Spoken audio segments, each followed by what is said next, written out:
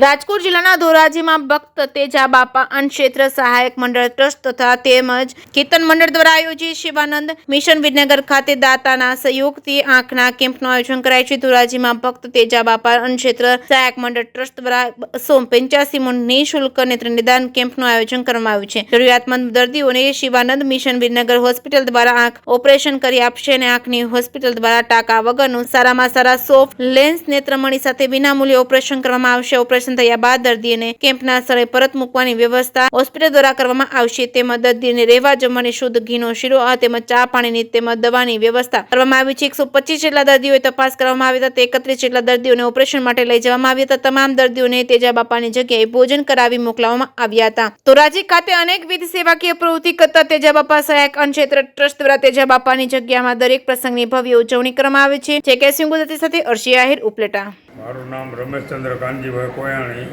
હું ભક્ત શ્રી તેજા બાપા અન્નક્ષેત્ર સહાયક મંડળ ટ્રસ્ટના પ્રમુખ તરીકેની ફરજ બજાવું છું।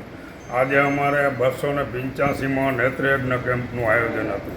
એમાં 125 દર્દીઓએ આંખું બતાવી અને એમાંથી 31 દર્દીઓને વિનામૂલ્યે વિનગર ઓપરેશન માટે લઈ જવામાં આવશે। એ લોકો બધાને અહીં જમાડી છીએ અમે અને ત્યાં 2 દિવસ જમવા રહેવાની બધી વ્યવસ્થા છે અને શનિવારે પાછી ગાડી આવીને અહીં તે લોકોને મૂકી જાય છે।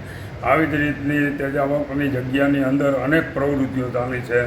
એમાં 2 ટાઈમ અન્નક્ષેત્ર હાલે છે, સબવાહિની છે અને ભવનાથમાં અન્નક્ષેત્ર ચલાવી છીએ અમે શિવરાત્રિના દિવસે। એમાં 25 થી 30 હજાર માણસોનું જમણવાર અમે ત્યાં જઈને કરી છીએ અને આવી અનેક પ્રવૃત્તિઓ અમારા તેજા બાપાની જગ્યામાં ચાલે છે। અને ગોઠણના કમરના ને એવા કેમ્પ છે, મંદબુદ્ધિના બાળકોના કેમ્પ, આવા અનેક કેમ્પ અમે અહીંયા કરીએ છીએ અને તેજા બાપાની જગ્યામાં સેવાકીય પ્રવૃત્તિ 24 કલાક ચાલુ હોય છે।